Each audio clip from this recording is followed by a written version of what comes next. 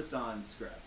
Yeah. Obviously, you know, he's a great filmmaker. Mm-hmm. When you get his script, what was your first reaction, and how do you sort of put your own spin on what he wrote?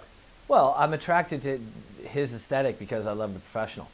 You know, I look at that film, and it just really was a seminal moment in my life when I saw that film as a young, you know, aspiring filmmaker, and I just thought, wow, the opportunity to work with Luke, and then I came into the project sort of concurrently with Kevin. Okay. And Kevin, having won the Academy Award as a director, was, you know, very attractive and a big challenge, and you put those components together and you think, what makes this film worth making? And for me, it was the opportunity to synthesize action, comedy, and most particularly heart. And I think that you have a character in the Ethan character that Costner plays that's so focused on duty that he, you know, he was not as attentive as he now realized he should have been to his wife and most particularly his daughter. So it's effectively a story of repentance. He's coming back to sort of apologize and earn his way back into his core family group.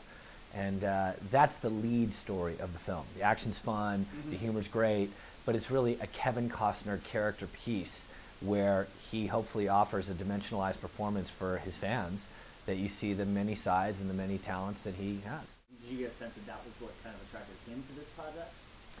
I believe so. I mean, he's just a filmmaker's filmmaker. He's an Easy Rider, Raging Bull era, purely in it for the quality of the work. I mean, he's already a legend. They'll write books about this guy, and everything he does from a place of, I think that's worthwhile, and that's interesting to me.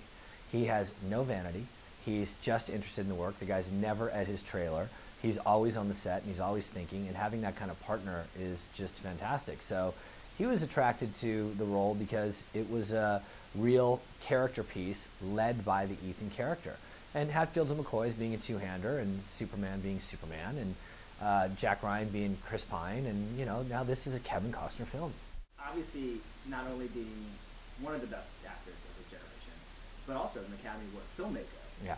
I mean, were you as a filmmaker sort of intimidated having him as your lead, having him on set, and is he able to sort of take off Kevin Costner's director's hat and just be Kevin Costner actor when you're working with him? I wasn't intimidated because I have a very clear point of view as to what I like and what I would do as a filmmaker. And then I'm very open to collaboration. So I don't really get into titles. I'm the director, you're the actor. I mean, it's just sort of, Kevin and I are standing on the set and we're two filmmakers trying to make the best work possible. It's almost like the best I could do to emulate the Coen brothers relationship, where I would be very wise to do a great deal of listening to Kevin Costner, because he's a smart guy. He's got a lot of wisdom in regard to the filmmaking process. So I would articulate, hey, this is the way I see the scene. This is what I think the emotional pivot is. This is what I think we should achieve. And very often he'd say, yeah, great, I agree. And sometimes he'd say, hey, what about this? And we'd talk about it. And I mean, it was really, really smooth sailing. I enjoyed it very much. I learned a great deal. And his being as accomplished as he is makes me be the best I can be. Well, he talks about increasing the IQ of the film, and every single little thing that gets set up gets paid off. We never open a door that we don't close. Then you get into the actor and just body and voice as an instrument, and he knows how to bury a look into someone's eyes for maximum effect and then release the look to suggest what he's feeling as a character at that moment, and all these nuanced little things that if you're paying attention, you can really learn a lot from a guy who has that much experience. So I did my best to you know, study who he was as an actor, as a filmmaker, as a collaborative voice, and you know, I had a great time with him. Plus, we were two American guys in Paris, you know, with a set that was largely French-speaking, and you know, we relied on each other a lot. Kevin saves his daughter from the club, from that scene. Yeah. And he lifts her up.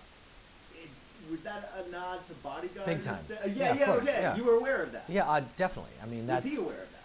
I don't know. I mean, we didn't speak about it overtly, but I did that very much on purpose, and that's me having fun. Those are the cookies that make it all fun. It's like, I love The Bodyguard. I love Kevin Costner. I'm a movie fan. I love No Way Out. I'm raised on this guy's pictures, and here I am working with them, and it was organic to the scene, and it seemed like the right thing to do, and I shot it at high speed just to hit it a little bit harder right there, and you know, give it that slow motion effect, and I thought it was right for the picture, and to those who are paying close attention, it was a nod to The Bodyguard, of course.